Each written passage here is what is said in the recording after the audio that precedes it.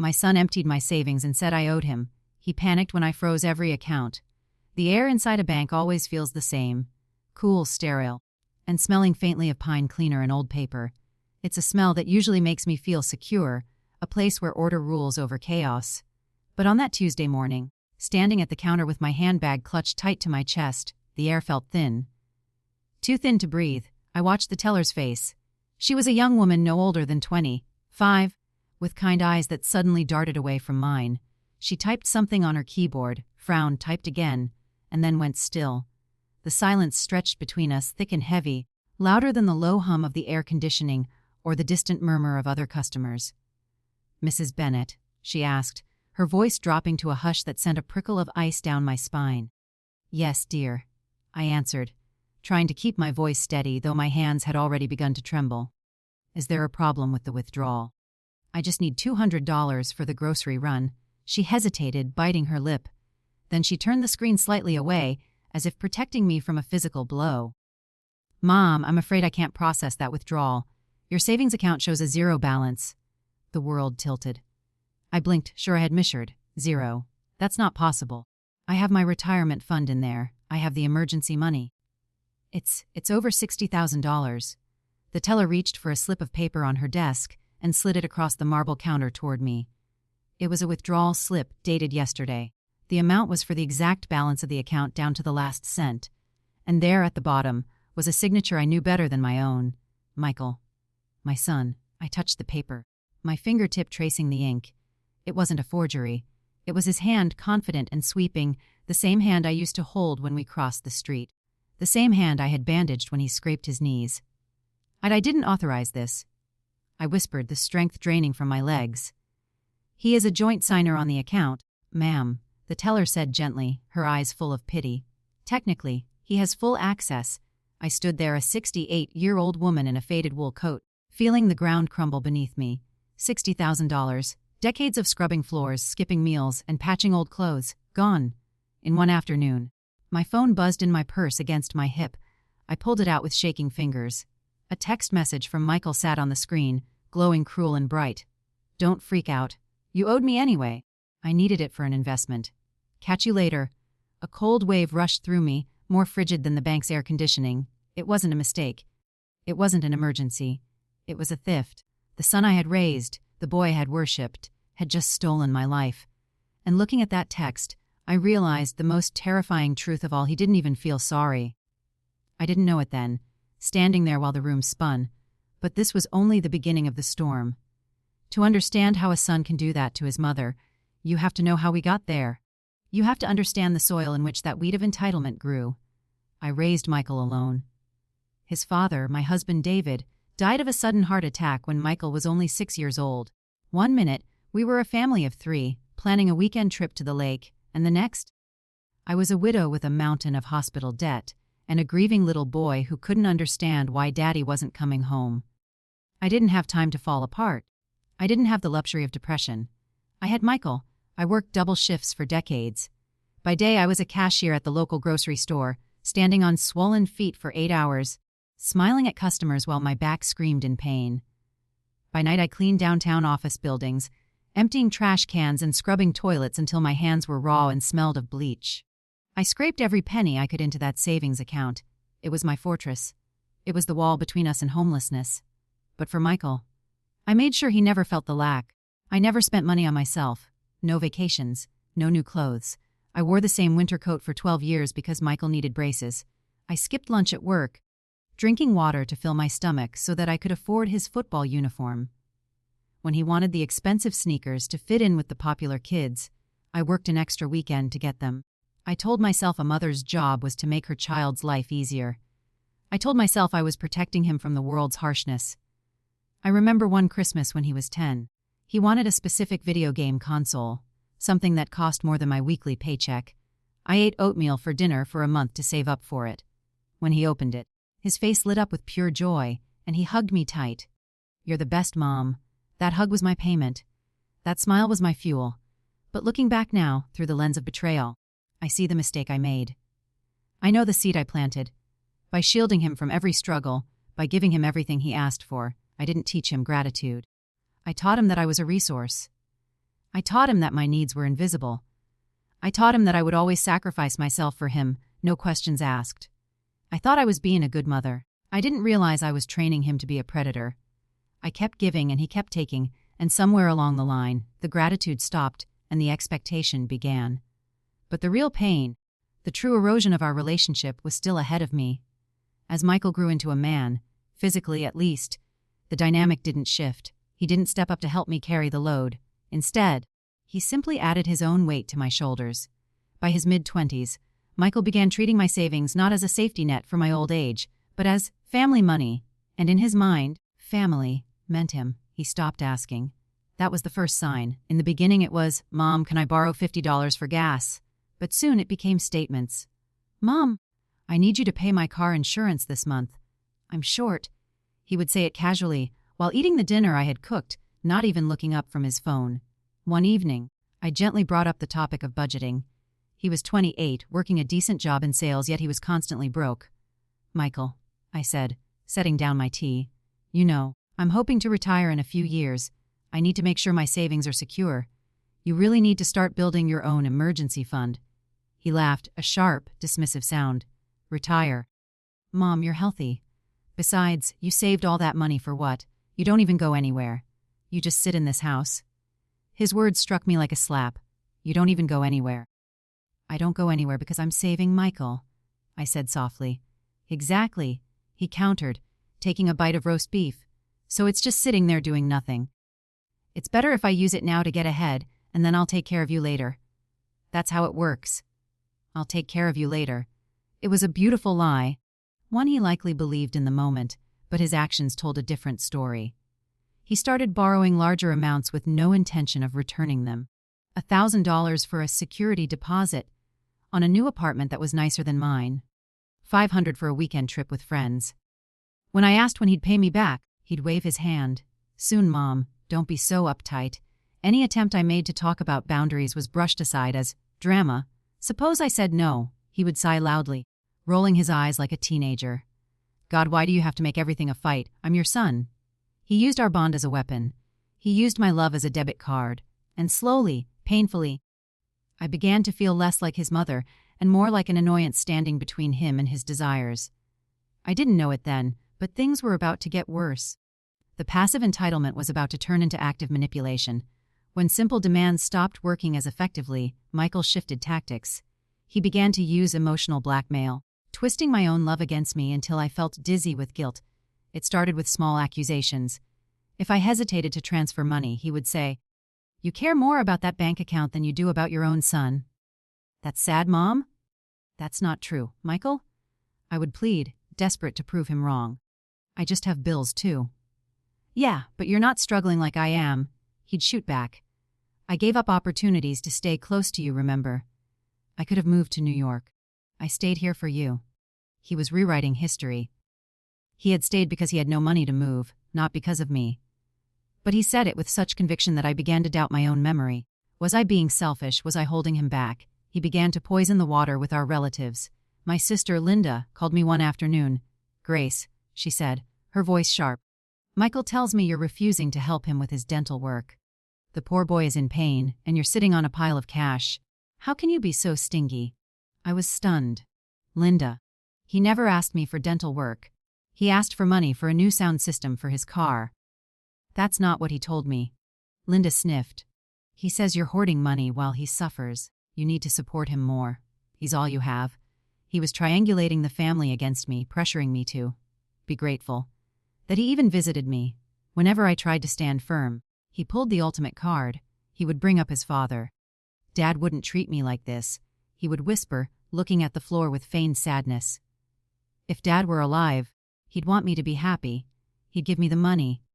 You're dishonoring him by being so greedy."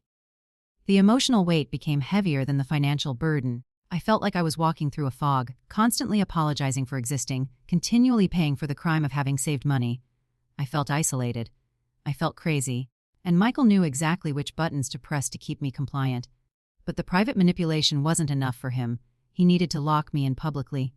It was mid-July, at a family barbecue in my backyard. I had paid for the food, of course. The ribs, the potato salad, the drinks. The air was thick with smoke and laughter. My nieces and nephews were running around the lawn, and for a moment I felt happy. Then Michael clinked a spoon against his beer bottle. Hey everyone, listen up!" he shouted, a broad, charismatic grin on his face. The chatter died down. Everyone turned to look at him. He threw an arm around my shoulder, squeezing me a little too hard. "I have some big news," he announced, puffing out his chest. "I'm finally launching that logistics business I've been talking about." "Big things coming!" The family cheered. "Way to go, Mike!" my brother-in-law yelled, and Michael continued, his voice booming. "I couldn't do it without my amazing mom. She's agreed to loan me the $20,000 I need for the initial trucks. She believes in me more than anyone." The applause was thunderous. "That's amazing. Grace, what a good mother." My blood ran cold. I stood there frozen under his heavy arm. We had never discussed a business. We had never discussed $20,000. That was a third of everything I had left. I tried to pull away, my heart hammering against my ribs. I looked up at him, my eyes pleading. "Michael," I whispered, "what are you talking about?" He leaned down, his smile never wavering for the crowd, but his voice was a hiss in my ear. "Don't embarrass me, Mom. Just agree. Everyone is watching." I looked around. My sister Linda was beaming at me approvingly.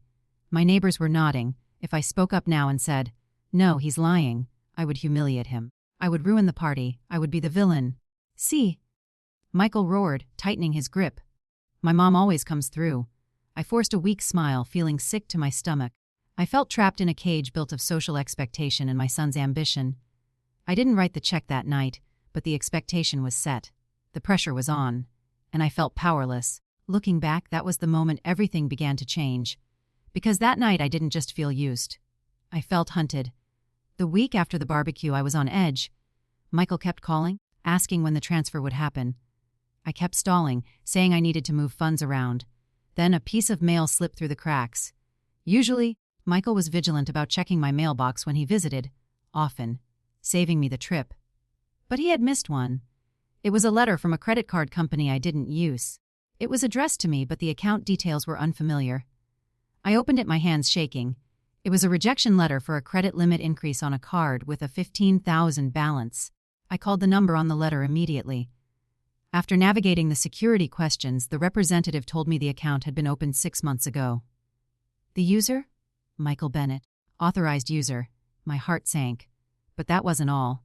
Later that day, while Michael was in my kitchen eating a sandwich, he left his phone on the counter while he went to the bathroom. It buzzed. I glanced at it. A text from a friend named Jay. "Did the old lady pay up yet? We need that buy-in for the poker table by Friday, or you're out." The floor seemed to drop out from under me. The old lady.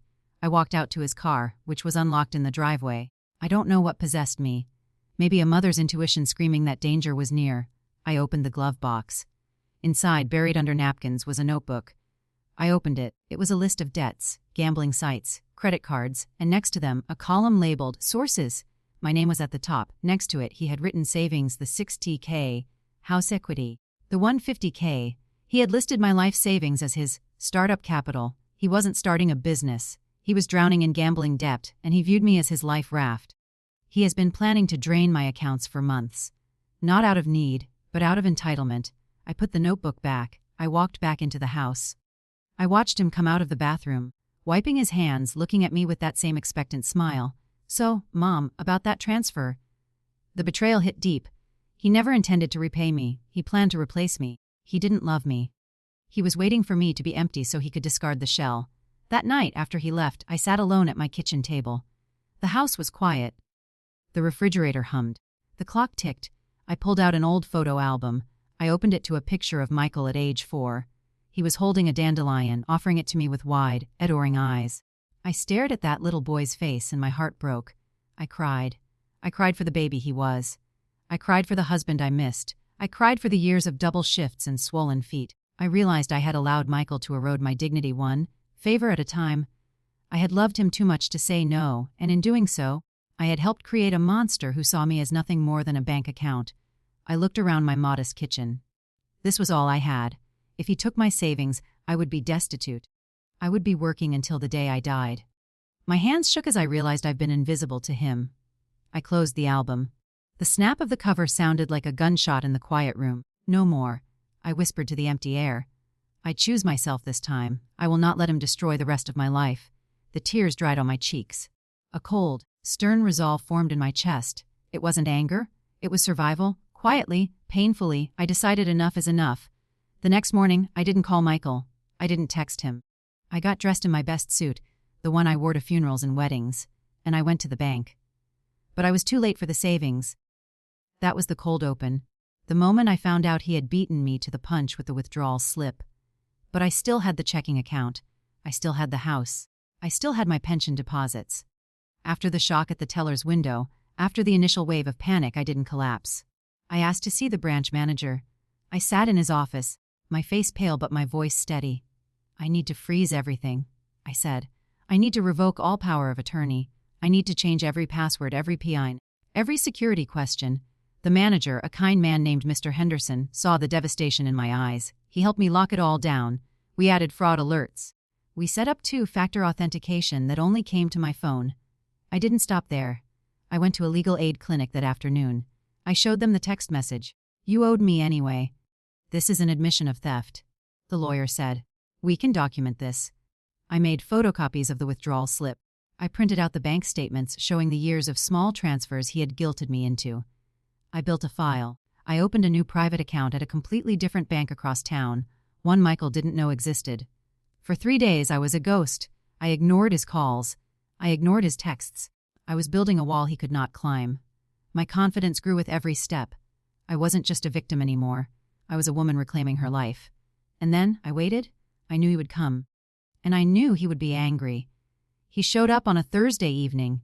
I heard his car screech into the driveway. He didn't knock. He pounded on the door until the frame shook. I unlocked it and stepped back. Michael stormed in, his face red, his eyes wild. He looked like a stranger. Why has the checking account declined? He shouted, not even saying hello. I tried to buy gas, and it didn't work, and the credit card is blocked. He threw his keys on the table, my kitchen table, the altar of my sacrifice. I need more money, Mom, he spat. That's 60 grand. It's gone. It went to overhead. I need the rest. I know you have the pension check coming in. He slammed his fist on the table. Transfer it. Now. He claimed the 60,000 he stole wasn't enough. He was a bottomless pit. Instead of reacting, I stayed calm. I stood by the sink, my hands folded. My silence unsettled him. He was used to me fluttering, apologizing, and scrambling to fix his problems. Did you hear me?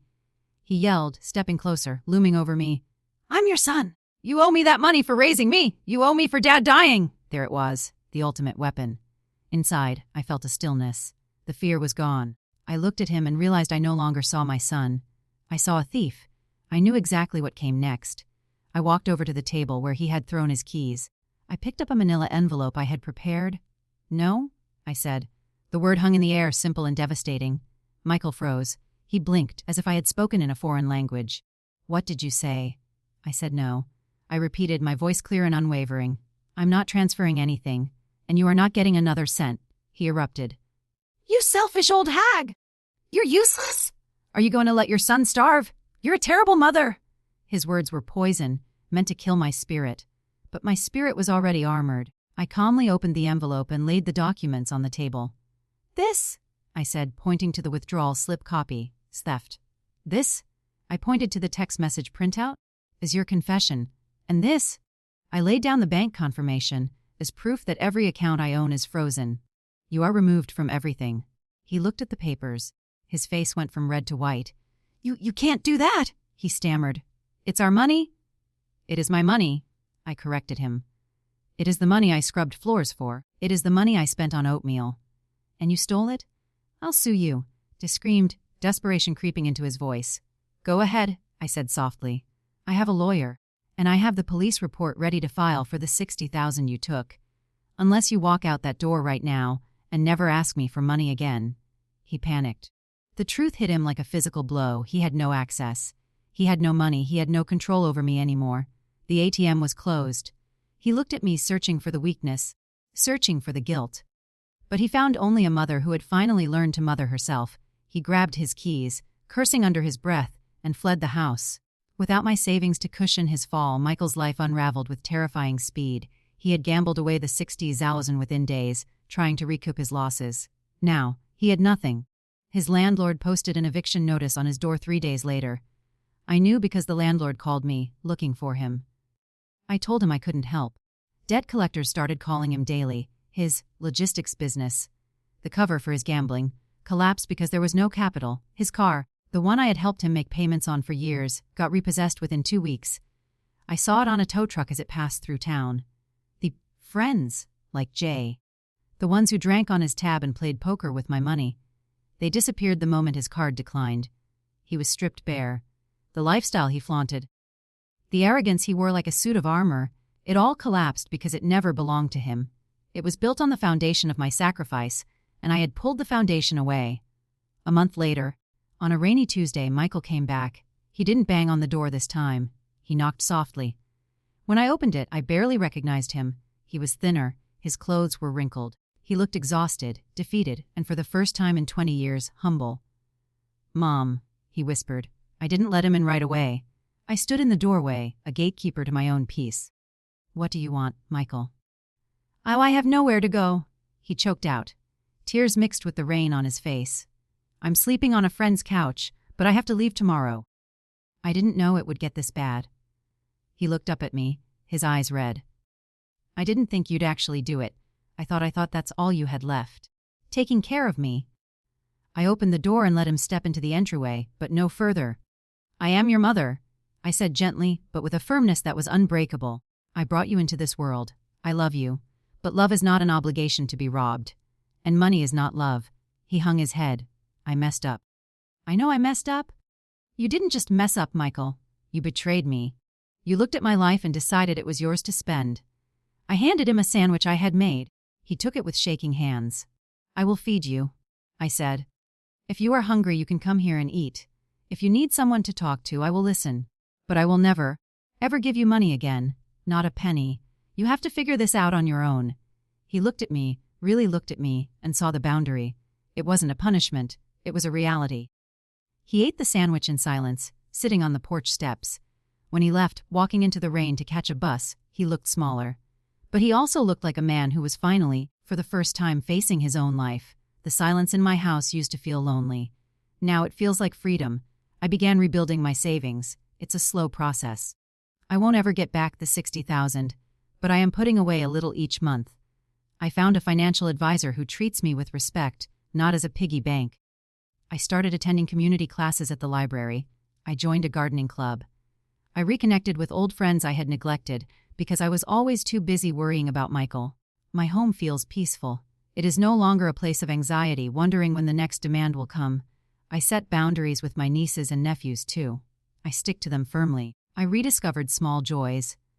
The smell of fresh coffee in the morning, the feeling of dirt on my hands in the garden, reading a book without checking my phone every 5 minutes. For the first time in decades, I feel safe, I feel whole, and I feel free. If there is one thing I have learned from this heartbreak, it is this. Even a mother's heart can break when taken for granted, but broken things can grow back stronger. We are taught that a mother's love must be unconditional, and it is. But unconditional love does not mean unconditional sacrifice. It does not mean setting yourself on fire to keep your children warm. Children who are never told no forget how to appreciate whys. They forget that you are a person, not just a provider. Your life, your savings, and your peace matter. You earned them.